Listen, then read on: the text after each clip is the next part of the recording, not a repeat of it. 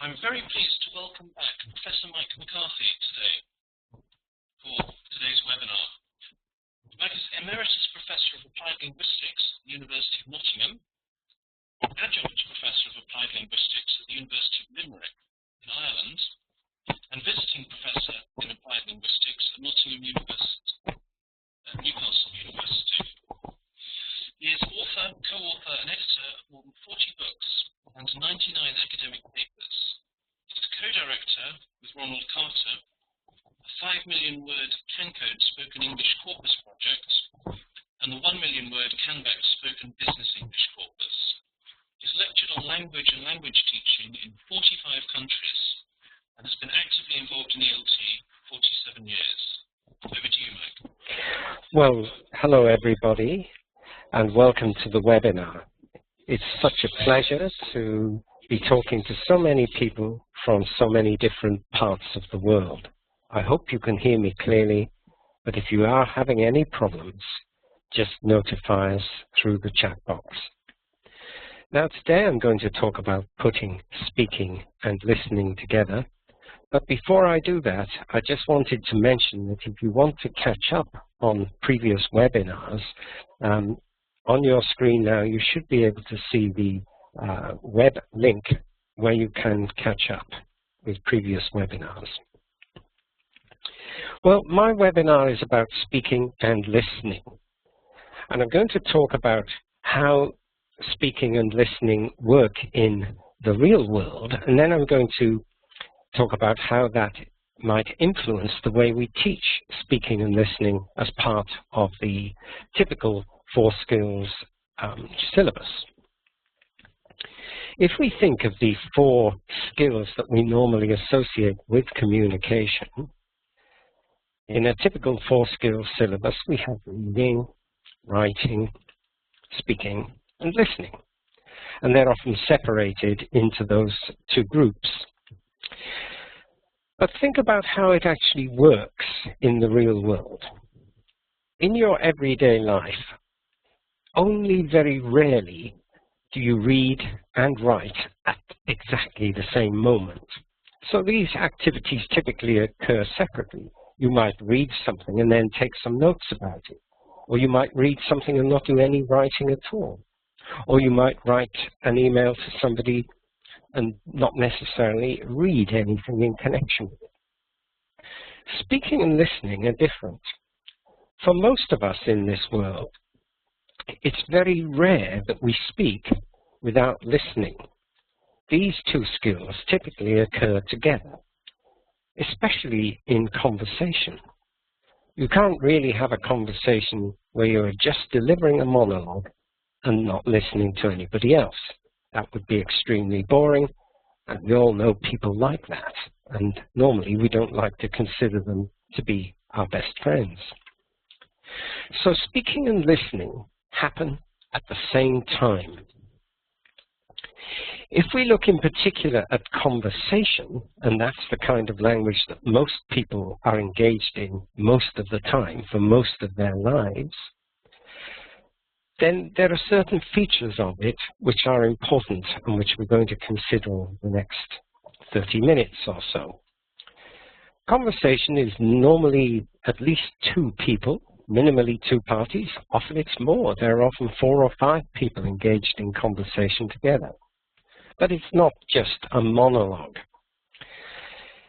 It's normally face-to-face, or at least nowadays through face-to-face technologies such as Skype or telephone conversations, which are happening in real time. And that's also important. Now, because of this multi-party nature of conversation, because of its face-to-face or telephone-to-telephone or in real-time nature, because of all those 3 things, the role of speaker and listener are constantly changing. So one minute we find ourselves as the speaker, the next as a listener, and back again as the speaker. Or maybe we might go for a while as the listener, and then we might go for quite a while as the speaker. So the role is constantly changing. Speakers become listeners, and listeners become speakers. And one thing we know about conversation is that listeners are active. Listeners show that they are listening. When someone is talking to me in a conversation, I don't just stand there like the Egyptian Sphinx. I have to show that I'm listening. And I do this in various ways. I use body language, of course. I might lean a little towards the person who is speaking to me. It would be rather bad mannered to continuously look away from someone who is speaking to you in a conversation and never to meet their gaze, never to look at their face. On the other hand, we mustn't stare at them all the time. So body language is a very sensitive thing, and there are cultural differences in the way we use our hands and our body. But that's not the whole story. Equally important is to acknowledge the contributions of the other speakers, the people who we're having the conversation with. We have to somehow acknowledge and show the fact that we are listening by saying something, not just doing something. Another duty we have as listeners is to connect what we say to what the previous speaker or speakers say. And that's very important because it means then that the conversation is coherent, it moves forward, and it's not just the individual speakers who perform fluently. The whole conversation itself flows like a river. The conversation itself is fluent. It's something which I often call confluence. It's not just the fluency of one speaker or two speakers. It's something that we do together to create continuity and flow in the conversation. So we have to connect what we say to what somebody else has said. Basically, what we are saying is that listeners are active. And listeners are engaged. And one of our duties is to use the language of engagement in conversation, to show that we are active, to show that we are involved, to show that we are interested, to show that we are not just a robot or something like a recording machine just hearing sound.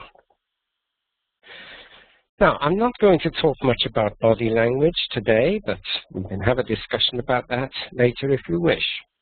But I'm going to look at some of these other features which are on your screen, and I'm going to show you examples from real conversations, taken from the massive corpora which we have available at Cambridge University Press, the Cambridge English Corpus, which is a huge multi-million, indeed multi-billion word corpus of real language, both written and spoken.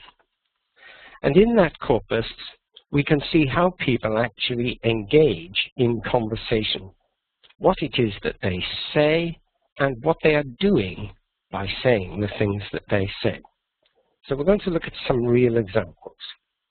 First of all, I'd like to look at some of the ways in which we acknowledge what other speakers have said to us. Because one way of doing this is to use vocal sounds like and what I call minimal tokens. These are very short words, but they are words. They're not just sounds. Yes, yeah, yep, no, nope. Things like that. They are minimal contributions to the conversation. And here we have a real conversation from our corpus. And look at how each speaker shows that he or she is listening by acknowledging. One speaker says, the other week he said about the biggest waterfall. And Angel Springs. Yeah, and he knew that. That's the good thing about reading them. Yeah, because you can pick up just useless pieces of information. Yeah. So the important thing here is that when someone is speaking, the other speakers are not listening in silence. They're making these sounds and using these very short words of acknowledgement. This is so important that sometimes it's something that doesn't always happen in the classroom. It's something that's not always present in the teaching materials. It is as if we assume it's going to happen automatically. In my experience, it doesn't happen automatically.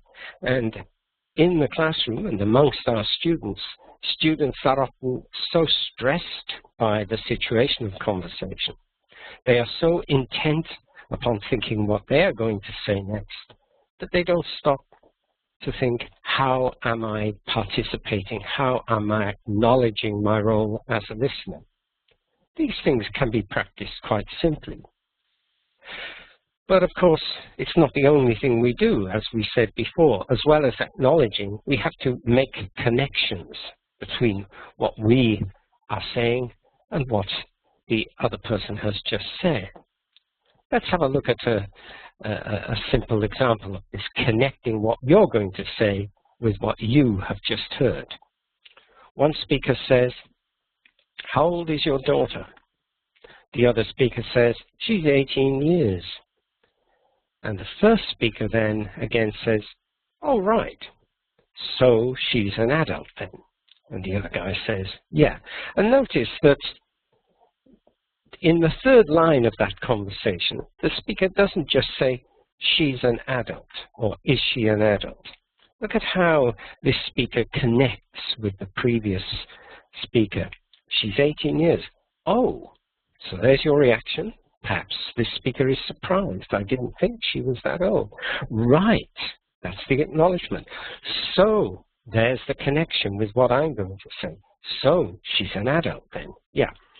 And it is this use of the acknowledgements and the connecting words and connecting with what you've just heard, which is one of the major features of fluency in conversation. That ability to connect what you say when it is your turn to speak. The moment that you open your mouth, your first and foremost duty is to say something that connects with what you have just heard. Wherever we look at our corpus of conversation, we find this happening. In every conversation, this is what good communicators do. They don't just say what they want to say, they connect with what they have just heard, and then they add whatever it is that they're going to say.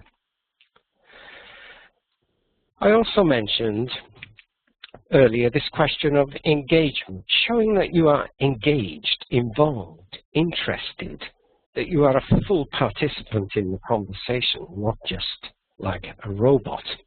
And here, English and every other language that I've ever come across gives us a repertoire of words and phrases, a vocabulary of conversation, which enables us to show that degree of engagement.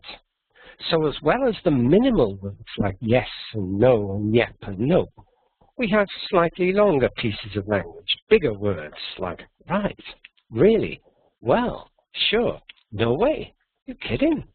Absolutely, fine, great, good, certainly, wow, oh no. These little words and phrases are bigger than the smallest words like yes and no, but they do a lot more. They actually show that you are engaged, not just that you hear what the other person says, that you understand it. It's a way of saying, I hear you, I understand you, and I'm engaged, and I'm reacting in some way, whether it's a positive reaction, a negative reaction. I'm sharing your joy or your sorrow or your shock or your horror. I'm sharing this with you on the full part of this conversation. Another way that we see this happening when we look at our corpus is using little response phrases with that's. And I'm going to come back to that later, but you can see how it works. You might say, that's good, or that's too bad, or that's wonderful. So a little further on, I'd like to return to this point, okay? Let's have a look at more of these little words that I've called non-minimal tokens and how they operate in conversation. Let's pick out the word absolutely and see how that works. Now, I call absolutely a yes plus word. We use it in situations where we could just say yes, but very often we find people doing more than just saying yes. They show their engagement by using words like absolutely, definitely, certainly. Here's a piece of conversation from our corpus. Here are some people looking at a piece of furniture in their house, and one of the drawers is always getting stuck. And the speaker says, "This drawer is irritating." The other one says, "Well." You see, the other person doesn't just say, or doesn't just remain silent. They say, "Well, one day I shall fix it. I fixed it a couple of times, but I think I keep putting things that are too heavy in it. In fact, do you want to fix it now? Do you think that's a good idea?" Absolutely. Okay. So the speaker at the end there could have just said, "Yes, I'll fix it now." But look at how much more engaged it is, how much more interested and interesting that person is by using a very simple word like absolutely. And indeed, if we look at the statistics in our corpus, at the way that this word absolutely functions, we find that it is very often the first word that a speaker says, and we find what's more, that very often it's the only word the speaker needs to say.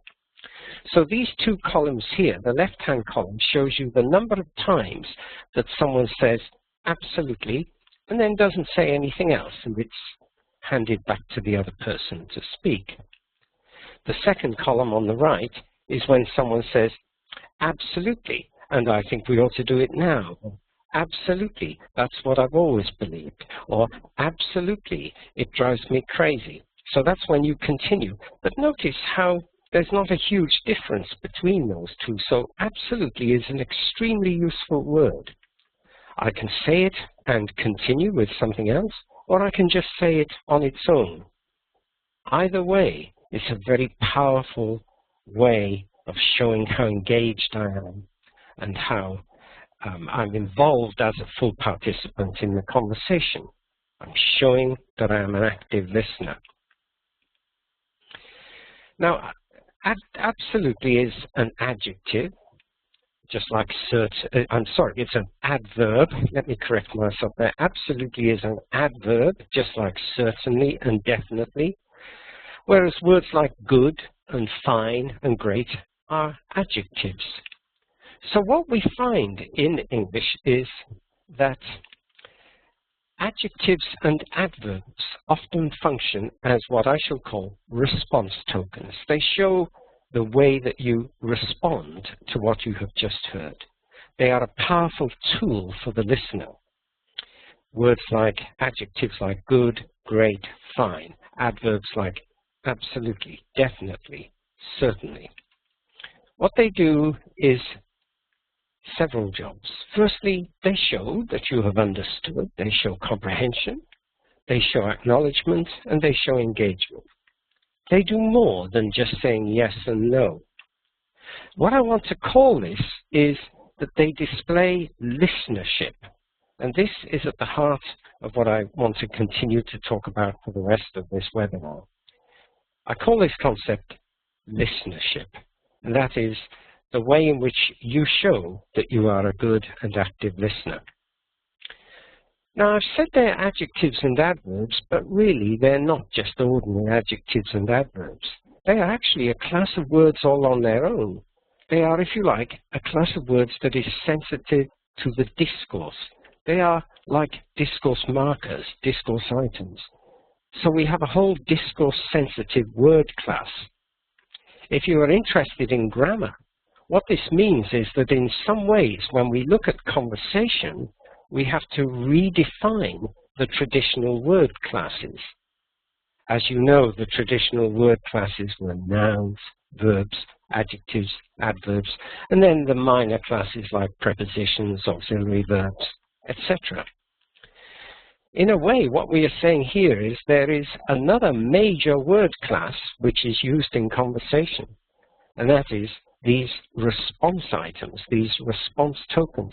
They may be adjectives and adverbs in their form, the adverbs ending in ly and so on, but in their function, they operate to create and maintain discourse. The adjectives, as I mentioned earlier, are often preceded by that's, and I now want to show you a list of the most common uses of adjectives after the word that's, taken from the Cambridge CanCode corpus of 5 million words of everyday informal English.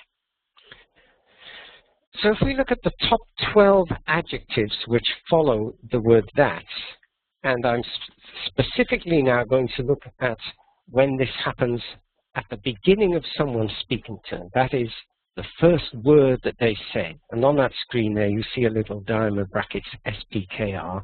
When I search the corpus, that means I'm searching for the beginning of a speaker's turn and immediately after it the word that's, followed by whatever comes after it. And this is what I find. That's right, occurs more than 1,000 times.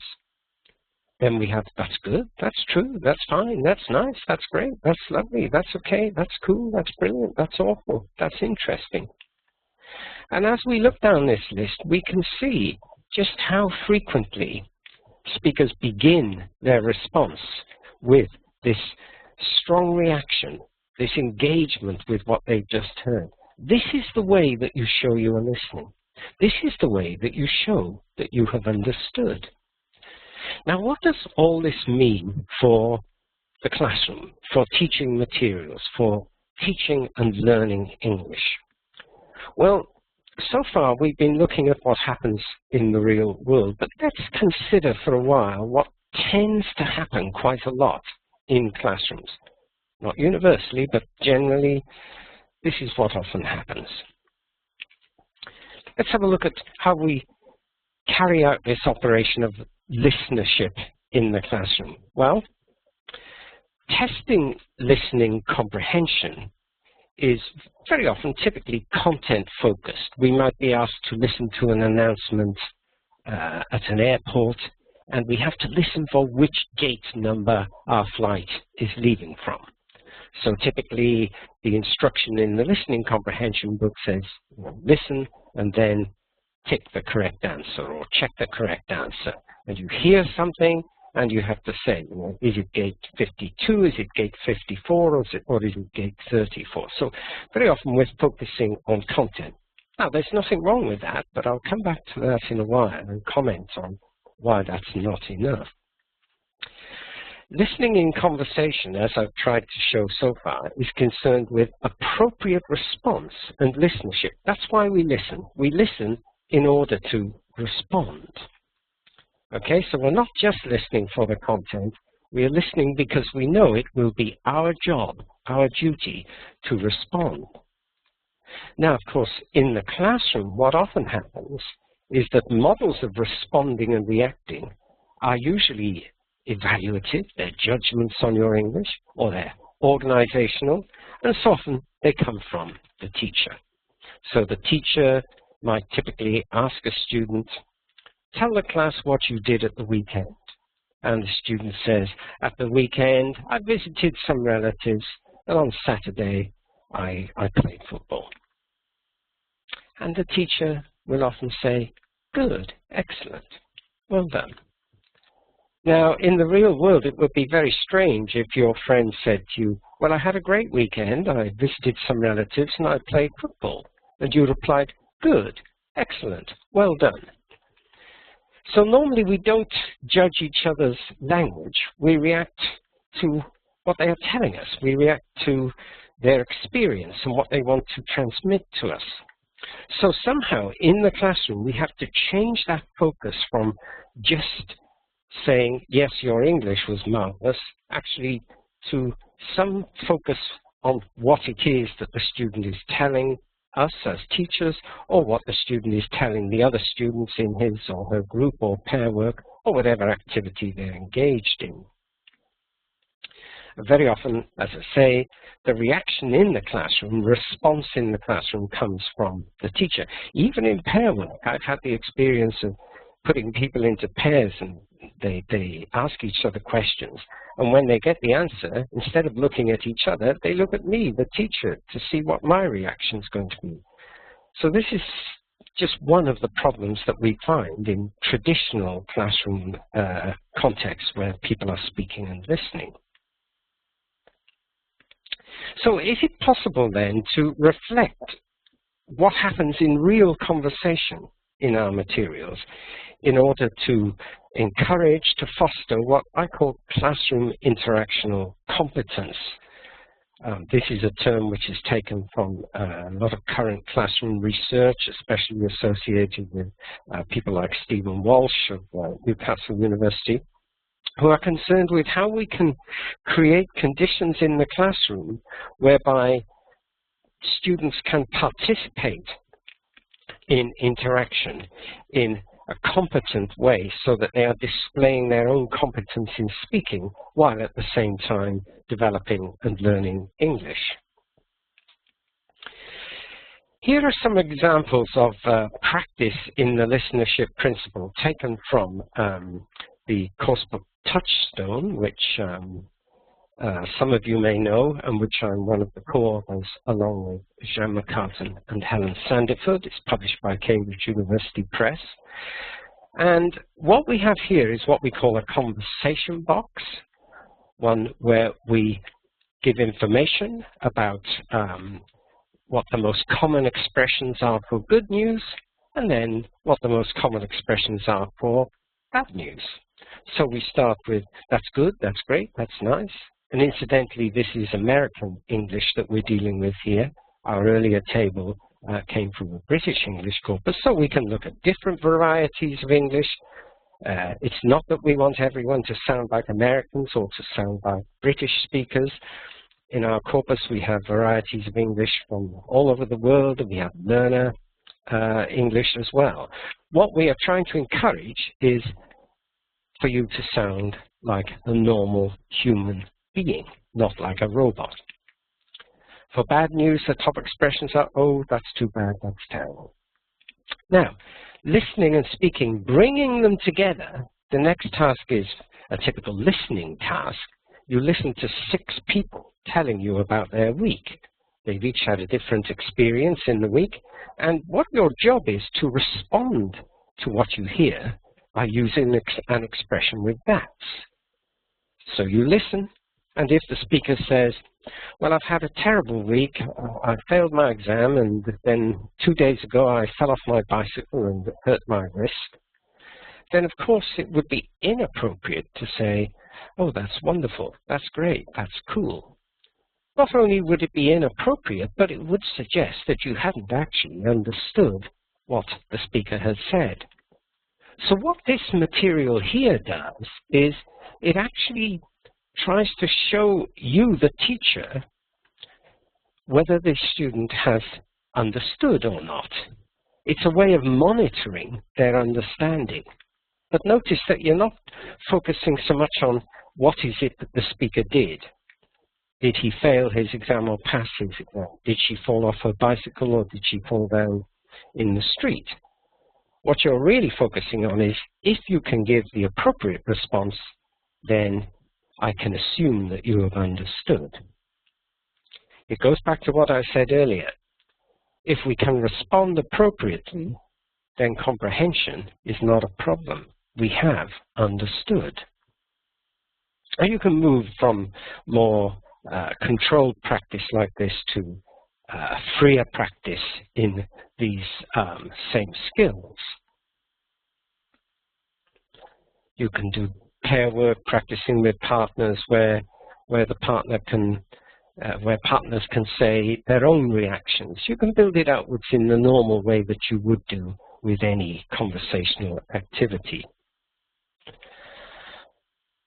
Here's another example of bringing listenership into the classroom. In this slide here, we're looking at linking and how you might connect what you say to what you've just heard. You remember that was one of the points that we said was quite important about listenership. It's not that it's terribly difficult, but as I said earlier, we often need to practice these things consciously because your students will not automatically come up with them. So if you look at this slide here, there are two speakers. The speaker on the left says she's really upset, and the speaker on the right doesn't just say, why? The speaker on the right says, and why is that? So there's a connection there, even with a little word like and. And in this exercise, we practice connecting with and but, and so. So if you look down below the picture there at at the exercise A, number 2, do you think it's okay to unfriend people? Oh yeah, people do it all the time, I'm sure. Yeah, but why do they do it? Or so they never remove anyone? And here we have examples of bringing that listenership to the fore, focusing on the little connections that you can make between what you have just heard and what you are going to say. And again, we can have controlled practice in this kind of activity, moving to freer practice. So in the first part of this exercise, 3A, you listen to the first part of 4 conversations, and you have to decide what would each person say the problem is with her or his or her friendship. And you have to tick the numbers there. And then that's a more controlled context. But in the second part of the exercise, you listen again, and you circle, or you choose now, the best question to continue each conversation. So you're looking for something that is going to link with what has gone before, and which is going to continue this conversation in a way that makes it flow in that very natural way. And there you have the words like so, and but, and. Fairly simple activities, but ones that transform the fluency of speakers so that they don't just sound like monosyllabic robots. They're creating this continuity. They're engaging in the normal way in which human beings engage with one another in everyday conversation. Now, so far, we've focused on the vocabulary of conversation, but some of the everyday grammar that we study is also important in this notion of listenership. I've already mentioned the word that and that's. That's right, that's good, that's true, that's fine. So we don't only use that to say, you know, that's a microphone, that's a coffee cup, what is that? That's a chair, you know, which is traditional ways of learning vocabulary. We've noticed that the word that is also important in giving your responses. So let's have a look at how grammar might be important in listenership too. And I'm going to take the example of a favorite grammatical word, must, the verb must, the modal verb. If we look at how must is used in everyday conversation, we find some very interesting things. Now, if you're like me, traditionally, before the days of looking at corpora, my automatic reaction would have been, ah yes, must. I use it to talk about obligations. Yes, I must phone my parents. I must wash my hair. I must renew my credit card. Something like that, yes? That you're talking about obligations. Actually, though, when we look at real everyday conversations in the corpus, we find a slightly different picture. And what we find is that the most common use of must is what I call speculation. And what I mean by that is, speculation is saying things like, oh, that must have been awful. You must be tired. You must be hungry. You've traveled a long way. So it's that use of must where I'm projecting or assuming or speculating about something based on what I can see or based on what you've just said to me.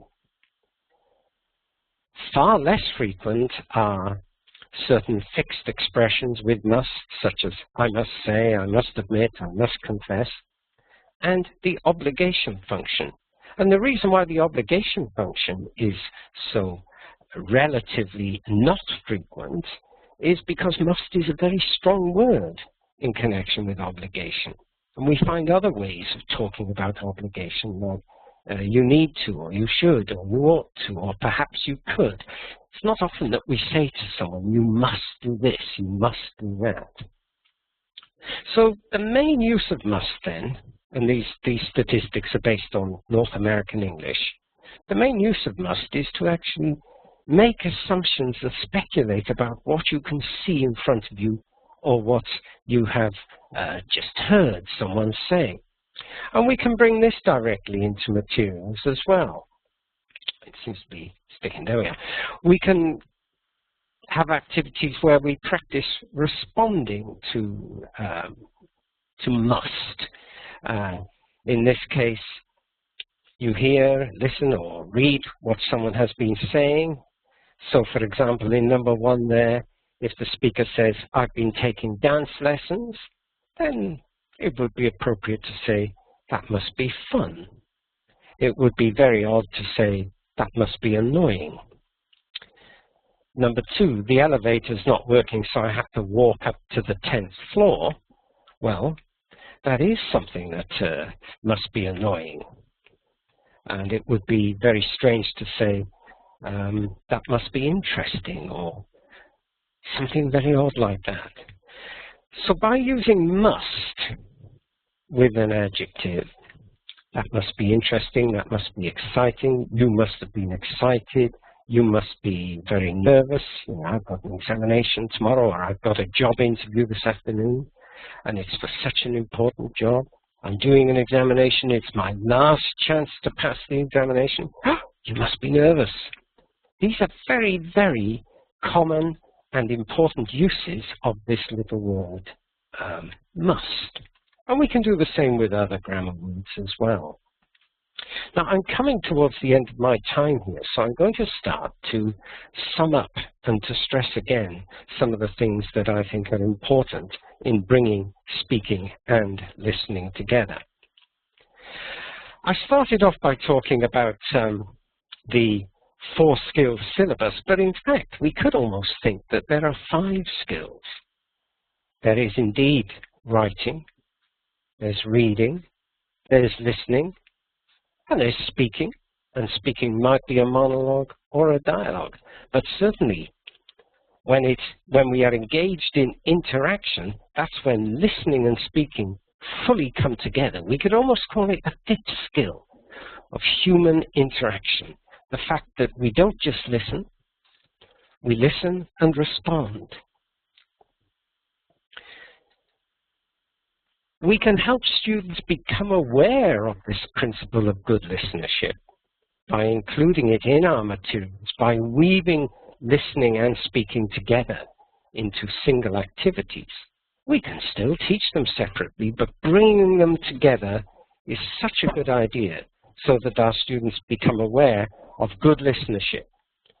And we can teach and practice the repertoire of good listenership. By this I mean the vocabulary of listening, I mean the way that certain grammar words are used to show response and so on. Basically, good listenership involves speaking. We show that we are listening properly by actually speaking. And good listenership is part of our fluency.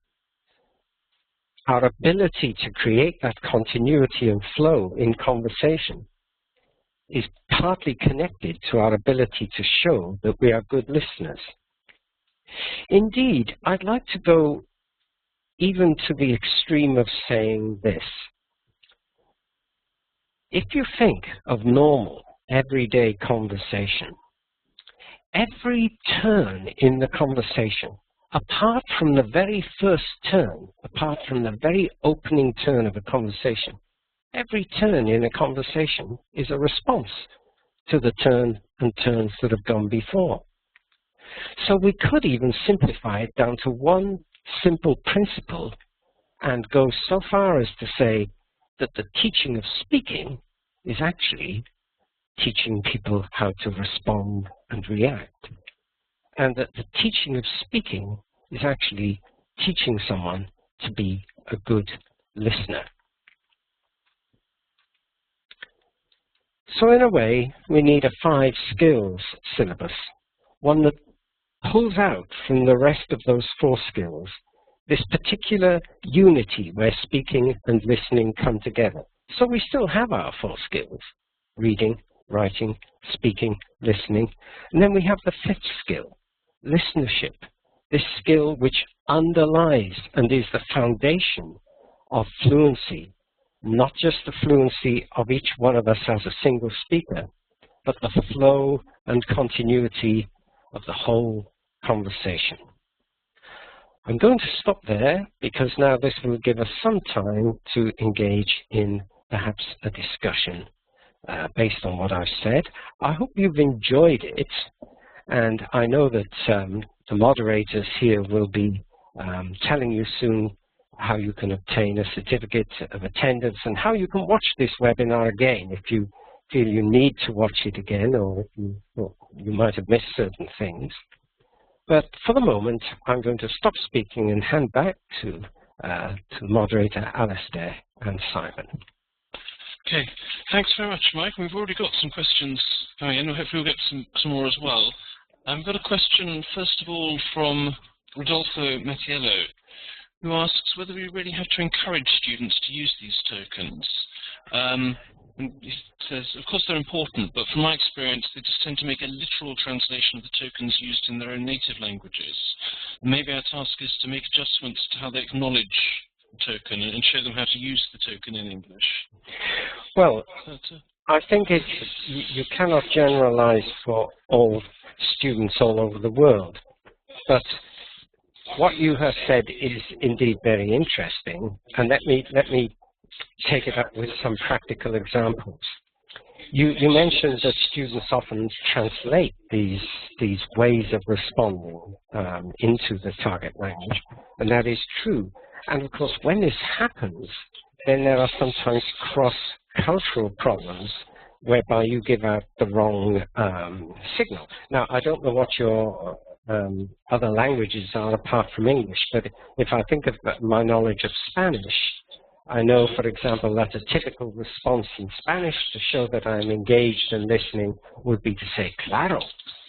Now, if you look in a dictionary for the translations of claro, you will find of course. But of course is a very, very discourse-sensitive response, which is appropriate in some situations and utterly inappropriate in others.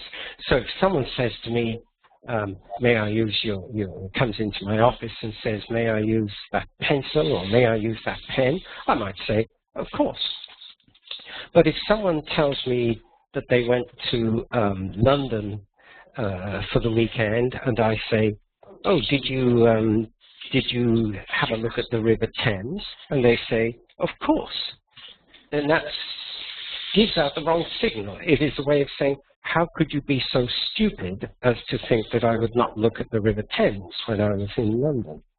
So, firstly, there is a problem with translation. I mean, you're lucky in a way if your students are using these tokens, but translation can be absolutely a most dangerous thing. Now, if I was learning a foreign language, what I would like to be told is what are the most frequent ways in which speakers do that, these functions, show that they're engaged, show that they're reacting appropriately to good news or bad news. What are the most common ways in which this happens? And that's where we need that corpus information. And putting that corpus information on the page is a way of saying to you, to us as teachers, and to the students, these are the appropriate ways of responding for these particular situations. I mean, think of a restaurant. You want the bill from the waiter, and you say to the waiter, waiter, can I have the bill? If the waiter replies, certainly, you feel very well inclined towards the waiter. Waiter, can I have the bill? definitely sounds very strange. Or even if the waiter says, absolutely, it may sound perhaps a little too familiar. So we need to explore these issues. It's not only the issue of do you say something to show that you are responding, but what is it that people say in the language that I'm trying to learn? What are the ways in which I can be an appropriate listener? So that's one issue. But I think it's also true that if you look at teaching materials and typical course books, there are two problems. Firstly, you don't always find these response tokens. And secondly, you find them divorced from the listening skills part of the materials. And what the point I'm trying to make most strongly here today is that we should bring speaking and listening together in the materials, so that the activity of listening comprehension is an activity involved in responding, not just an activity involved in listening and comprehending. So thank you for your questions. Very good questions. Okay, thanks. A question now from Lucien Badescu, who says, the problem with using sort of street language or authentic language sometimes can be that his students watch films and TV shows and pick up slang and coarse, vulgar expressions and use them thinking that it's cool or funny and not realizing that that language can be sort of problematic in certain contexts. What's your advice on that? Well, this is precisely where you need to source your materials from a good publisher who does the necessary research for you to find out what the most appropriate forms of the language are. So in the case of the Cambridge University Press and the books which I and my co-authors write for Cambridge University Press, we research the corpus. And by researching the corpus, we can filter out street language, slang. And if we want to show that things are slang or street language, indeed, we could put that into our materials. But with the Cambridge materials that I've been referring to, that is the Touchstone course and its upper levels viewpoint, and in the other major Cambridge titles that I've been co-author of, such as the Cambridge Grammar of English and the B2 level student grammar, English Grammar Today, in all of these books, we have been careful to do the research for you so that when the book comes into your hands, you can be sure that the forms which are in the book are clearly labeled as to whether they are rather formal or informal. They have been carefully researched to show what it is that everyday educated users of the language, whether it be American English or British English or international English, what it is that those users actually use. So I think the answer to your question is it comes down to the quality of the materials that you can present to your learners, where you can say, look, of course you're going to hear things in movies and rap songs and on the street. But if you want to succeed in your use of English, either professionally, vocationally, or academically, then you need to understand the difference between those slang and street forms and the normal, everyday, educated, standard usage. And if the course book is good, and if it is properly researched, you can rely on it.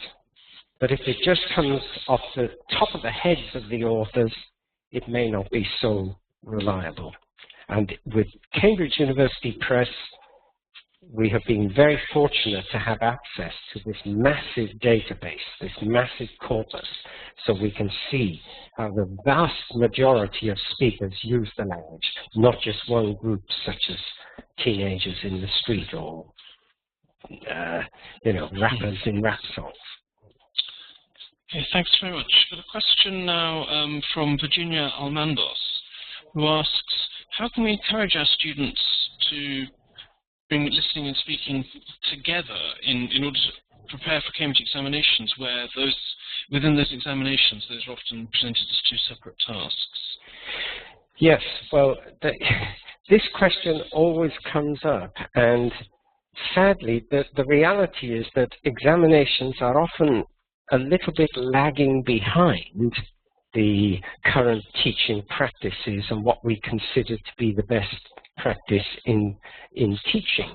However, in the case of the Cambridge exams, if you look at the books which Cambridge Assessment publishes, where it gives you advice on how to prepare for the examinations, you may have seen these booklets from Cambridge Assessment. They're called Top Tips for Taking FCE or Top Tips for Taking CIE.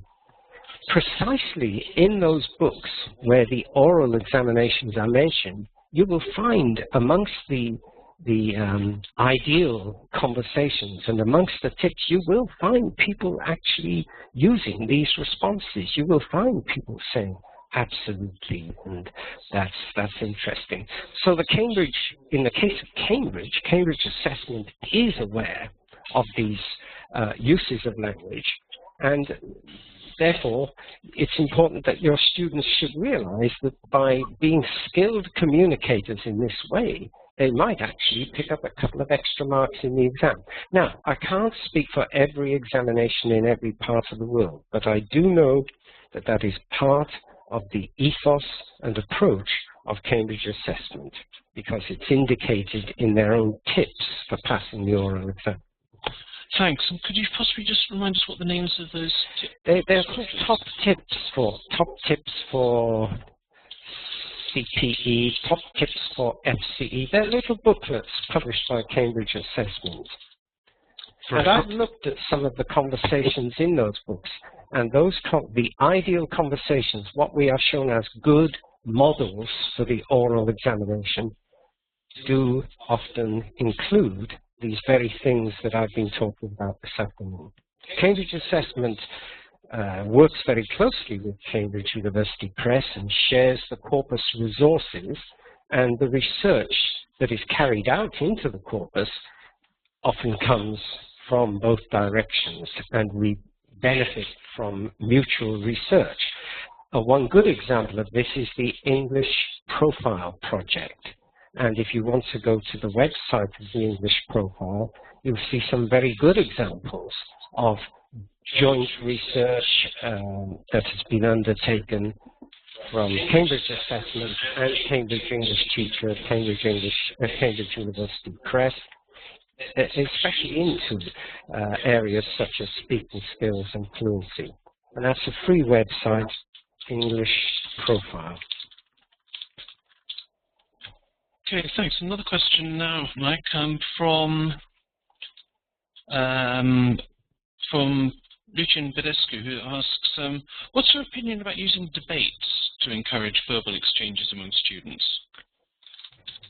Well, in my own teaching, especially years ago when I started as a language teacher, we always had debates as part of our weekly timetable. But these fell out of favor when the fashion changed in the 1980s towards more communicative and interactive modes of everyday conversation. So I think some of what I have said today certainly applies to good debating. If you are a good debater, then one of the things you must do is link what you have just heard to what you're going to say. So you have to show that you have been engaged with your opponents. That's what good debating is. It's not just a series of separate monologues. So in that sense, I think debating is a wonderful thing to have in class. It may be difficult nowadays in this era of political correctness to choose topics which are not in some way sensitive or difficult to approach. It's not everywhere in the world is it possible to have hot political debates or debates about religion and culture. So you have to be sensitive in that respect. But if you can find good topics to debate, then the same principles apply. And that is, you have to listen to what the other person is saying. connect and react. So in some senses, yes, listenership is fine, even though I've been talking about something quite different, which is ordinary, everyday conversation. That's a very interesting point. Let's bring it back onto the weekly timetable. Yes. Thanks. A question now from Veronica Pedro, who says, in a 5-skill syllabus, should interaction activities outnumber speaking and listening, would you say? That's a very good question. My personal feeling would be yes. In fact, if I had my way, I'd say we only need a 3-skills syllabus: reading, writing, and interaction. But of course, we are very attached to our 4-skills syllabus, and I think it will be some time before we are able to integrate more fully the speaking and listening. But I do feel personally that focusing on speaking without focusing on listening, we are only doing half of the task. But to be realistic, in the present days of syllabuses and examination syllabuses and so on, I think it's probably a good idea to keep a balance between the 4 traditional skills and the 5th one. And of course, it depends on your students' needs as well. Many students nowadays don't need writing so much anymore, and they may wish to focus a lot more time on speaking and interactional skills. On the other hand, there may be students who are more concerned with academic reading and writing, and for whom the interactive skills may be slightly less important, though only slightly less. So I think it's a question of knowing your context, your needs, and your balance. But if you're asking me a personal question, absolutely. Okay, thanks. One more question from Ricardo Palmer. How does the formal register difference hold when we tackle discourse markers or conversation tokens? Are they formal or informal? Or? Well, it still holds, the distinction still holds, and that's why it's important to have a corpus. So, in fact, in relation to what I was just saying, the response markers, the response tokens, occupy a different range of vocabulary within the English for academic purposes context. For example, there's some very interesting research done by Jane Evison, E-V-I-S-O-N, and you can read that research free on the English Profile website, which I mentioned earlier. If you go to the English Profile Journal, you'll find an article there by Jane where she looks at the way students and lecturers, professors, how they respond to one another in contexts such as university seminars and classrooms, where of course things are slightly more formal. So if a lecturer says Hamlet was Shakespeare's greatest play, it is not appropriate for the students to respond by saying, wow, that's cool. Probably the students won't respond at all, or they will just use their body language or a very minimal response to show that they are engaged with the subject of Shakespeare and Hamlet. So yes, they're very register sensitive, and once again, that is why we need our corpora. So at Cambridge, we have corpora of everyday conversation. We have a separate corpus of spoken business English. We have a separate corpus of spoken academic English. We have various ways of building these separate corpora so that we can see in different contexts of formality what the most appropriate markers are. And in that way, we hope we are giving you materials that are reliably, empirically based on that kind of evidence. So yes, indeed, the register condition still applies. So as I say, in the student-professor context, it's usually the professor who responds by saying, right, students, if a professor says, so let's meet again next Monday at 9 o'clock, it can be slightly odd if the student says, right. It might be more appropriate to say, okay, or yes, thank you. So yes, the register condition applies, but you need good corpus evidence to get at it.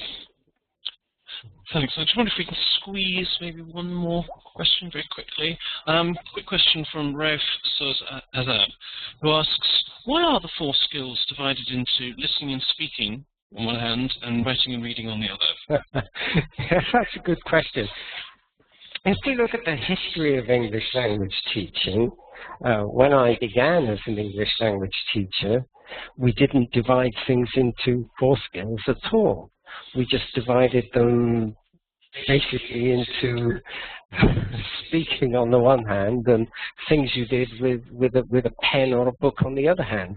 It was very much, I think, the way the profession has developed in connection with the kinds of materials that have developed and the kinds of assessment that has developed over the years.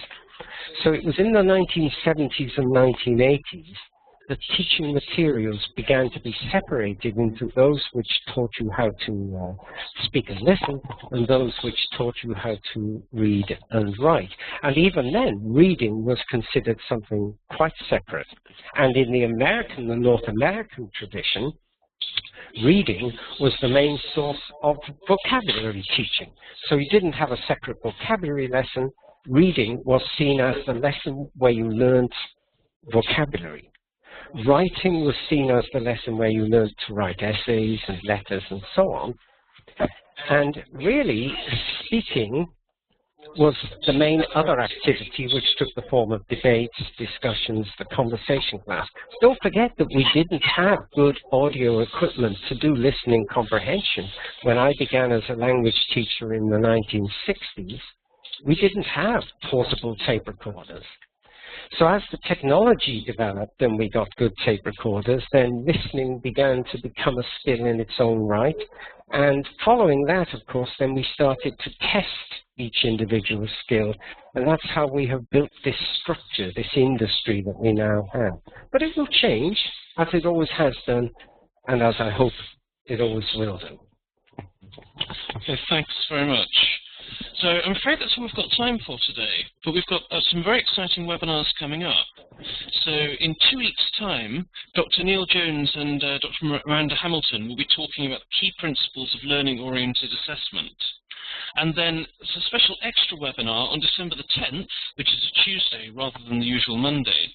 Jeanne McCartney and Helen Sanderford will be answering questions about the challenges you face when teaching students at higher levels. So you can sign up for both of those on our news and events page, which I'll post into the chat box now. And also, if you signed up for Cambridge English Teacher, you've got access to a free webinar coming up on Wednesday, when Professor Mike McCarthy will be coming again and will be joined this time by Anne O'Keefe to discuss using grammar to create a good relationship. So you can sign up for that at cambridgeenglishteacher.org, and that's open to all. You just have to create a guest account for Cambridge English Teacher to attend that session.